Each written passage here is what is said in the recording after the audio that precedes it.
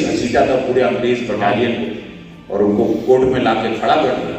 तो ऐसे सब चैप्टर ये आने चाहिए। जब हमारा इतिहास है, मैंने यहाँ पर चौरी चौरा पे मैंने फिल्म बनाई, इसी ये जानना, ये पूर्वांचल की धरती के हीरोज को लाना है, अनसंग हीरो जिनको फाड़ के इतिहास के पन्नों में जानबूझ करके फेंका गया। ये कांग्रेस के रिजीम फेंका गया, हम लोग हमारे हीरो को पढ़ाया ही नहीं गया।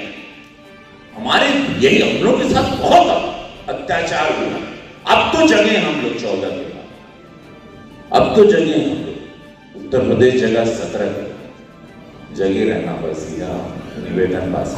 अगर जो फिल्में बन रही हैं उनके दर्शक गोरखपुर में हैं इस समय, आपका कहना ये है? जो फिल्में बन रही हैं इस समय उनके दर्शक आपने जो महसूस किया का हो, अब जो पिक्चर बना था अगर दर्शक कितने लोग, आप ये वाला सिनेमा जो नहीं दौर को कितने लोग पसंद करके हाथ उठा के बताइए, ये वाला जो ना भी जो चल रहा।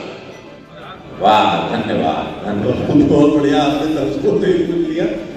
अब चूंकि मैंने कहा था कि इंटरैक्टिव सेशन है तो दर्शक के पास भी अब आप चाहते हैं कुछ महिलाओं से, कुछ पुरुष से, कुछ युवाओं से, कुछ सिनेमा को लेके, मन को लेके जो मन में जो सवाल है आप पूछिए और अपनी उत्कंठा शांत करिए और माइक दीजिए भाई, माइक लेके जाइए।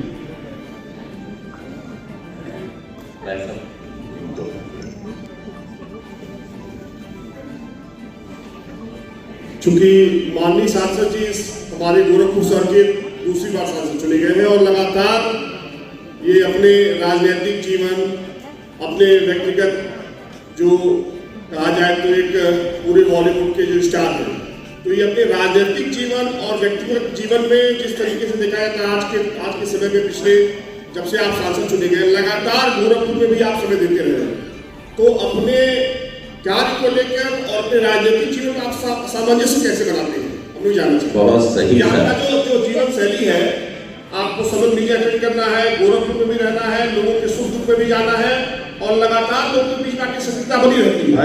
और आप थोड़ा सिनेमा पर भी पूछिए। और भाई आप अपनी फिल्मों में भी समय देते हैं, तो यह समय का संतुलन आप बनाते कैसे? बहुत सही प्रश्न किया, लोग हमसे पूछते हैं अक्सर। फिल्मों का तो वहां देखिए, फिल्में अचानक मिलने लगी, हिट हो गई। नहीं तो फिल्में, मुझे जब मैं पहली बार सांसद बना था तो इतना काम मेरे पास शूटिंग का नहीं आ रहा। वो लोगों को, सांसद को काम देने के लिए डरते ही नहीं लोग, लेकिन वो डर, ये मेरी फिल्म 2 हिट हो गई, मामला लीगल है और लापता लेडीज ब्लॉकबस्टर हुई, पिछले साल की सबसे बड़ी हिट फिल्म है। तो उसके बाद अचानक ये महादेव की कृपा है, बैठ जाएगा, महादेव की कृपा है कि अचानक हमको काम मिलने लगा। क्योंकि ये फिल्म लाइन में सबको काम नहीं मिलता। आप लोग को बता दें, 15 लाख स्ट्रगलर लोग हैं मुंबई में जिनके पास काम नहीं। इसका सिक्के का दूसरा पहलू बहुत अंधेरा है, बहुत महंगा है मुंबई शहर, मुंबई जिसको कहते हैं। वहाँ रहना, जीना, काम कम। ये तो OTT प्लेटफॉर्म आ गया तो कुछ कलाकार हम जैसे वापस जीवित हो गए, नहीं तो सिनेमा में बहुत स्ट्रगल, बहुत। आप लोग को लगता है 140 करोड़ में सबको एक्टर बनना है, ज्यादातर लोगों को, सब लोग मुंबई में पहुंचे, कोई खेत बेच के जा रहा है, कोई क्या बेच के जा रहा है, कोई कर्जा लेके जा रहा है, वहां रह रहा है। तो बहुत, वहां की दुनिया बड़ी चकाचौंध है, लेकिन उसमें बहुत अंधेरा है। वहां मित्र कोई नहीं, वहां कोई मित्र नहीं बन सकता, क्योंकि सब वहां कमाने आए। एक अलग ही दुनिया है वहां पर। अब मैं दोबारा, मैं तो सिर्फ माँ, मेरे पिता की कृपा अब नहीं है, या माँ महादेव, डेफिनेटली महादेव, कि मैं दोबारा से, मुझे काम मिलने लगा। मुझे लगा मैं सांसद बन गया, अब राजनीति में आ गया हूँ, ये काम मिला। महाराज जी ने मुझे बहुत बढ़ावा दिया।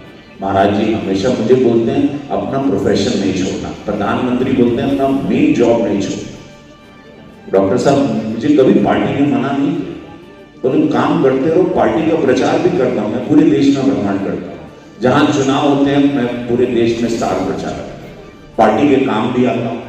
मैं जहां जाता हूँ बीजेपी का चेहरा जाता है, मेरी फिल्मों को देखते हैं बीजेपी का चेहरा याद आता है, मेरी बातों से, मेरे कर्म से, मेरे धर्म से, मेरे परिवार से, हर जगह एक फेस आता है कि बीजेपी का एक सांसद है, वो भी गोरखपुर का, ऐसी हॉट सीट का, वाराणसी के बाद सबसे हॉट सीट। तो ये बहुत सारी, तो मैं कैसे इसको बैलेंस करता हूँ, प्रश्न आपका था, ये समय ने मुझे दे दिया। मुझे मालूम नहीं था कि मेरी हिट फिल्में इस उम्र के पड़ाव में आएगी।